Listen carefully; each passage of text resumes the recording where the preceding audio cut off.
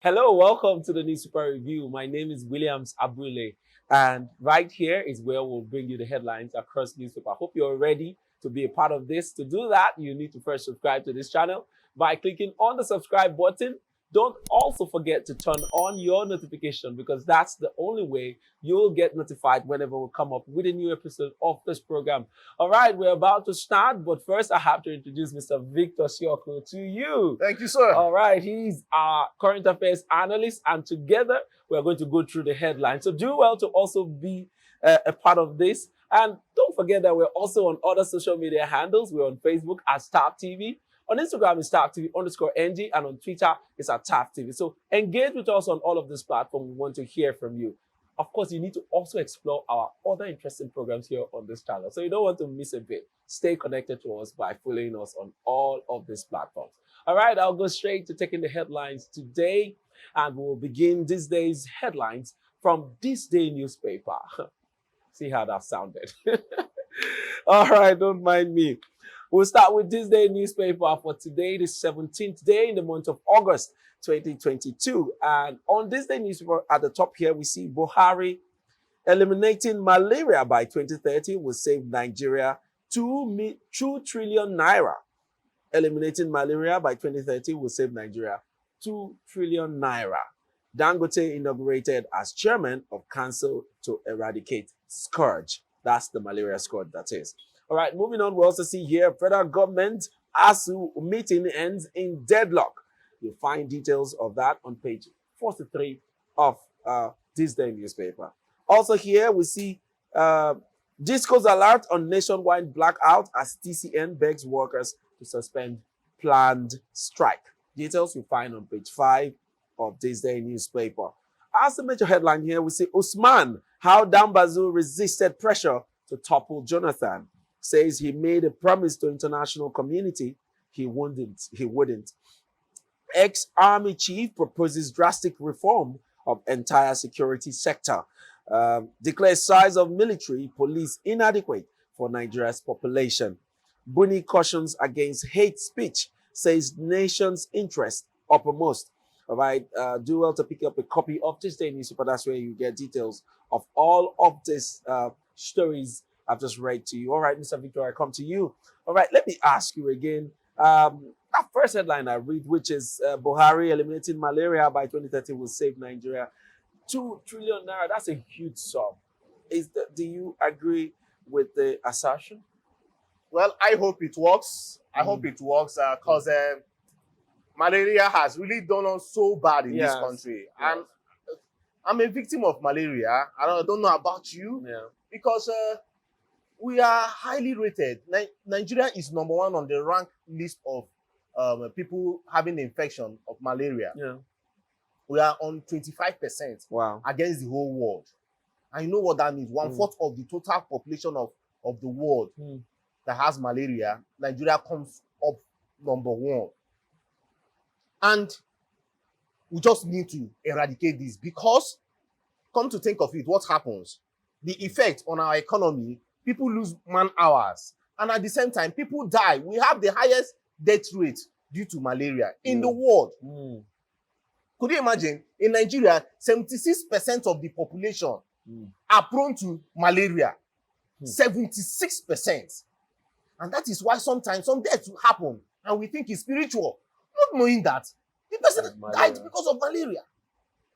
So it is something that we critically need to take that, push it aside. We can do it if we bring hands together.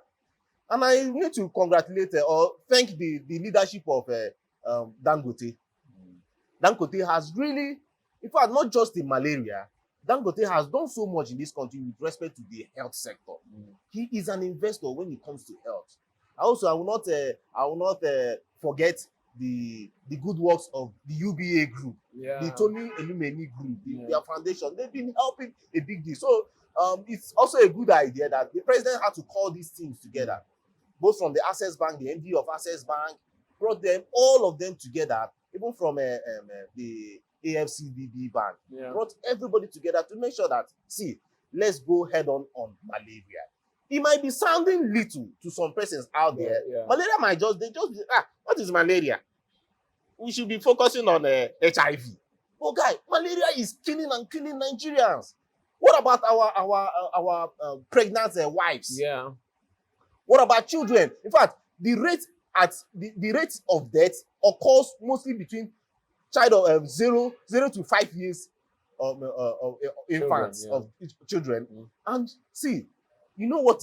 Well, I've not lost a loved one, a child of that age, but it causes so much pain to family. So let's just try. Many countries have gone so well. Look at Brazil. Brazil was very high on the list, but now Brazil you can't even 2%. You can't even get 2% from Brazil right now. So we need to join hands together and find a way. I love the framework they are trying to follow, and I hope that come the time frame that it will come to pass. Yes, I think I must commend the government for this step, because malaria used to be like HIV. It used to be like AIDS when there was no cure for it at some point, and it has killed millions and millions of people, including foreigners, including people living here, and especially children and pregnant women. And like you said, if a pregnant woman comes down with malaria, it's always a big nut to crack, because how to treat them is always a challenge. The medications that pregnant women take when they fall sick of malaria could lead to abortion of their babies, could lead to miscarriage. So you see how critical this thing is. It's not just an ordinary ailment. A lot of Nigerians see it as ordinary because today we now have cure. You can treat malaria with 1,500, just buy medication, take for a day. That's for people for people that their body is not resistant to the treatment. Some people, their body is resistant, so they go further to taking injections and a lot more. And these parasites, they live around us everywhere. And so it's a very good move. And just like the president's saying, it will save Nigeria 2 trillion naira. That's huge money. That's to tell you how much people are spending to stay alive from the scourge of malaria. So, well, if this committee is going to really put their hands and work together, well, I believe that just like polio has been eradicated. We can also win this battle. We can. And 2 trillion is a whole lot of money. Look at our education system, or even the health sector. If you carry 2 trillion and invest in health sector, it will go a long way. It will change a lot. I mean, what is ASU even crying for today? 2 trillion would have solved their problem overboard. So, all right, we'll move on to other papers, and we're going to go next to the Vanguard newspaper. And on the Vanguard here, as the major headline, let's start from the top first. It says, train attack, remaining kidnapped victims in critical condition.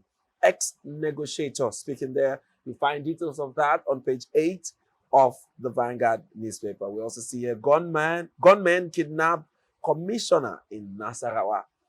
Details of that is also on page 6 of the Vanguard newspaper. As the major headline here, we say, Adamu says federal government can borrow till eternity. It will lead to disaster. NECA, Atiku, LP, others are speaking. Right. Right under that headline, you also see here, loans are a source of our infrastructure. APC chairman. There are alternatives to borrowing. NECA disagrees. Reckless, endless borrowing will lead to disaster. Atiku speaking there. It shows how myopic the ruling party is. Labour Party responding. Why borrowing till eternity is dangerous to economy. Experts speaking there. So find details of all of that argument on page 5 of the Vanguard newspaper. Also at the bottom part of the Vanguard here, we see Zamfara governors bans motorcycles. Orders shoot on sight. I'll take that again. Says Zamfara governor bans motorcycles. Orders shoot on sight. You find details on page 13 of the Vanguard newspaper. Then lastly, I'll take this one. Strike. Anxiety as federal government ASU teams meet secretly. Details on page 8 of the Vanguard newspaper. We also see here 2023 OB again. Wike meets Peter OB. Orders. All right, that's all the headline we'll be taking on Vanguard newspaper, Mr. Victor. Let me ask you about this one. What's your reaction to the story of the Zamfara state governor banning motorcycles? I beg your pardon. And he also goes on to say that shoot any motorcycle you see, shoot on sight. What's your reaction? Okay, some might not find it funny. Mm. Okay, personally, I think desperate cause equals Desperate times calls for desperate actions. Yeah. Yes. Ah, Mm. personally, I think it's a welcome development. Personally, come to think of it, Zamfara, Yeah. you cannot do businesses in that state any longer. Mm. Bandits have taken over 8 communities. Hmm. As in, I mean, taking over 8 communities in Zamfara If that state. was Bayelsa State, they would have taken the entire state because we just have 8 local governments. So you can imagine how deep banditry has gone through the system in Zamfara state. So it's coming out to say, okay, he declared a curfew though, a curfew between 8 p.m. to 8 a.m. Okay, let's take care of this first. If you see any, that's the order he gave to the police force. If you see any Okada rider or motorcyclist, Start shooting. shoot the person. It might sound crazy. And another thing that I love that he did there is there is now a death penalty to kidnapping, death penalty to bandits, death penalty to even people that aid information. What do you call them again? Spies. The spies, yeah, that feed them with information. Yeah. Okay, so I believe with that, if they enforce it, my brother, it will shake the system. The whole place will get back up, because you cannot overemphasize the degree of destruction these bandits have occurred in Zamfara state. Yeah. Children are no longer going to school. Very true. Hospitals are closed. Infrastructural development shut down. Investors that came to mine have left the state. They've pushed them out. Yeah. So I like this. Let him continue, and I hope, by God's grace, in the next few months, this should be. This is what I feel, most states in the north should be doing at the moment, because it has been said time and time again that these attackers, these bandits, don't come on foot. They use these motorbikes to easily gain access to these villages and all those places that vehicles cannot get to. So it's very easy to clear bush parts and then drive a motorbike through. So if this is the means of their transportation, taking it off or removing access from this means of transportation will somehow, disorganize most of the plans that they carry out. And now that the security agencies have been given the order to shoot on sight, it's clear that whoever you see within those curfew time frame, don't waste any time trying to ask who you are. Start shooting, because it's an attack. And this is going to send a message straight up to these bandits that, man, we are not, sitting down and folding our hands and watching you people coming to take our means of livelihood. Sure. If you're beginning to take our communities, we're not just going to let you, we're going to fight back. And I really love the fact that, over time, the Zamfara state governor has been doing a lot to want to curb the menace that is going on in the state. Remember when he said, residents should buy guns to protect themselves, and he passed that order, and the federal government came to say, oh, you don't have the right to do so, and all of that. And this is another move by him to want to, nip this whole madness on board. And I really encourage him, and I support his move. I hope it works for him. And I hope that the federal government also gives him the backing to continue to take moves like this to safeguard lives and property, which is what every reasonable government should do. That's why they're in office, to protect lives and property. Mm-hmm. The people of Zamfara no longer live or sleep with their 2 eyes closed. I mean, like, businesses, the economy is on a downturn because, investors are running away. Who wants to go to Zamfara these days? I remember serving there many years ago, and I think I served when the whole crisis was just about picking up in bits and pieces. And I remember how traumatic it was for those of us that were surrounded in the NYC camp in Safe. We were surrounded by, military tanks and all that, well protected. But I cannot forget that trauma, that the fear that, oh man, you can wake up tomorrow and then your camp is on fire. And so, man, nobody should live like that. If I was just going to spend 3 weeks in camp there and I felt that way, I wonder how residents, now leave with their eyes. It's not a very funny experience. So kudos to the governor of Zamfara State. You're doing a great job. All right, we're going to move on to other newspapers, and that next paper will be the Sun. That is the Daily Sun newspaper for today, the 17th day of August, 2022. All right, we'll begin our headlines from the top part there. It says, Presidency, Obi woos aggrieved PDP leaders, meets party governors in Port Harcourt.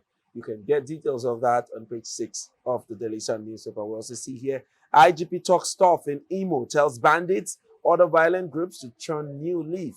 Or, you need to know why. You want to know the or? Well, you go to page 4 of the Daily Sun newspaper. As a major headline on the Daily Sun here, we see PDP considers role for Wike in Atiku's campaign. PDP considers role for Wike in Atiku's campaign as Rivers governor's camp soft pedals on Ayu.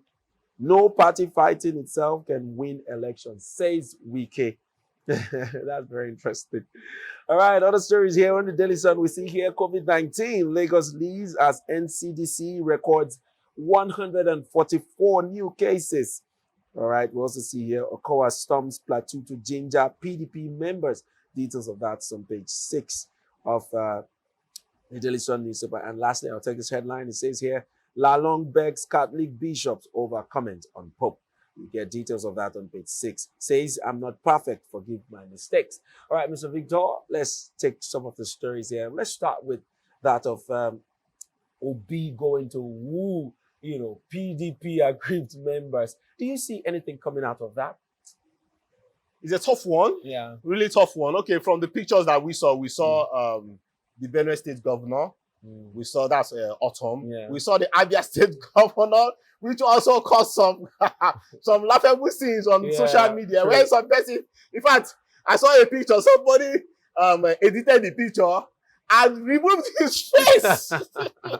That is not a governor. That is not a governor. That he should not be in that fold. Oh my God. Okay, and I saw the former governor of Cross River State, Donald Duke. Yeah.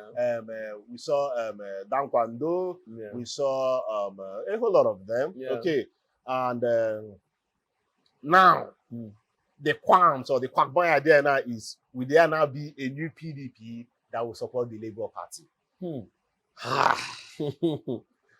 But on the other hand, you now ask yourself, with somebody like Peter Obi that has built he's building his structure around the youth, want to bring in these bourgeoisies, okay, to his fold. Yeah. I think that might also cause some kind of rupture in the family of the Labour, because I know youths out there do not want, in quotes, these men to follow them to claim their country back, like they say. They believe that the Labour Party are more like pure breeds.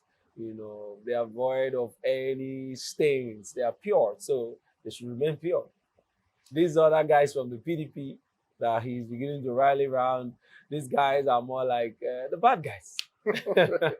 So, but in another news, you heard that the Atiku camp now want to meet Wike. Before now, it was supposed to have happened on Monday, but somehow the Wike camp wanted the meeting in Port Harcourt. Yeah. The Atiku camp say no, they want it in Abuja. Okay, but now they've in quotes agreed for the meeting to happen in Abuja on Friday.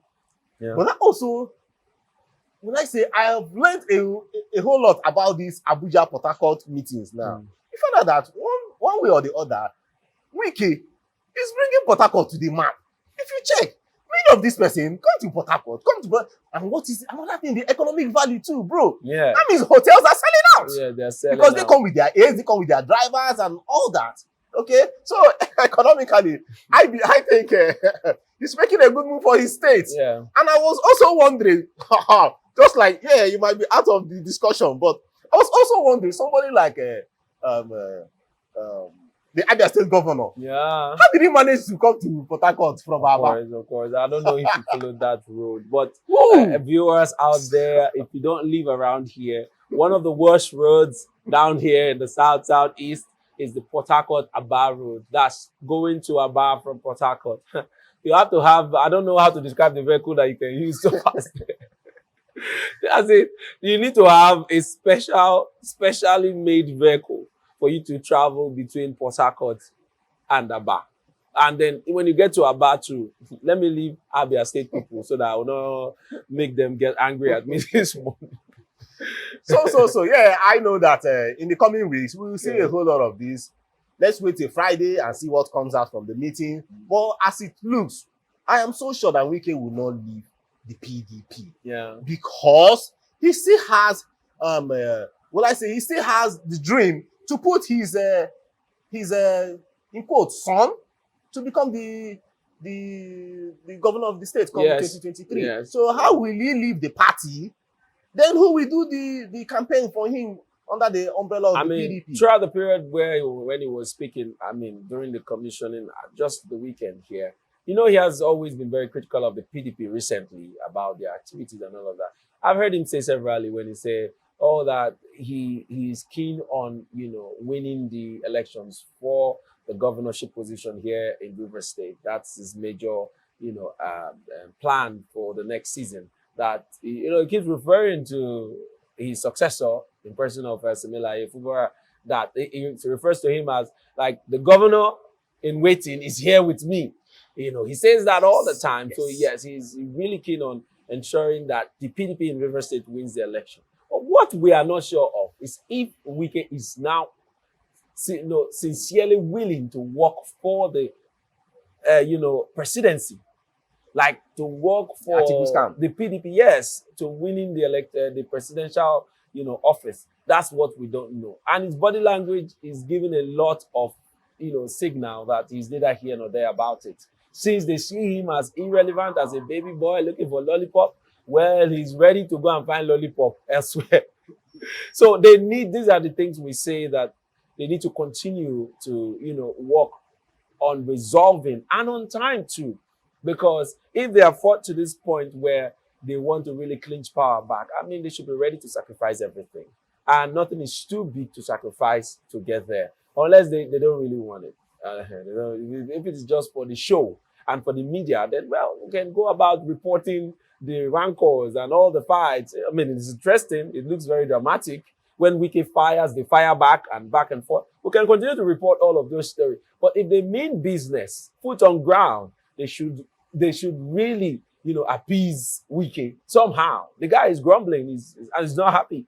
And, formerly, by now, you would have been hearing him really give out, assuring vibes as regards the, general elections for the presidential position. But that hasn't been the case. He's just there. He doesn't even talk about it. He talks about of course, Wike doesn't waste time firing back. If you give it to him, it will come at you. So that's what we've been saying recently. So I really hope that the PDP is really working on fixing this and on time too. Do you have any more comments to add? All right, we also see here on the report here.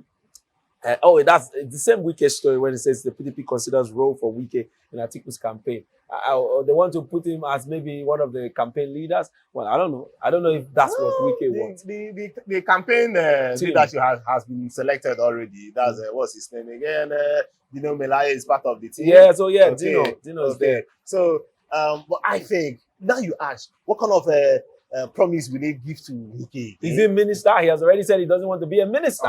He has been a minister before. Now he has been the governor of Rivers State for 8 years. All of these things are things he has done. And what exactly are they going to use to appease? Do they want to make him a chairman of the party? Which will be very difficult. Because that decision is not in the hands of one person. And Ayu has come out to say, see, I'm here to serve for 4 years. Allow me to finish my term. He says he's not resigning, no. So all of these are things that the party needs to resolve on. I'm even more worried for them about the time frame. It's a really short time frame that they have to resolve this, because in September here, campaigns begin. Yes. And if they don't resolve this, I wonder how the campaigns would look like. Where are they really going to come to down here in the South to really gain, the kind of, support and presence that they would want to evoke? It's about presence and all of those. Wike is that man here in the South that has that level of influence. So, they should work on it and on time too. I want to thank you very much, Mr. Victor. But that's all we'll be taking today. And to our viewers, thank you so much for staying with us. Don't forget to follow us on all our social media handles, on Facebook, Instagram, and on Twitter. And of course, here on YouTube, you need to first of all subscribe to it by clicking on the subscribe button. Don't forget to also turn on your notification. That's how you get notified whenever we come up with a program next time. All right, but for today, that's all we'll be taking. My name is William Sabule, and this has been the News Super Review. See you next time.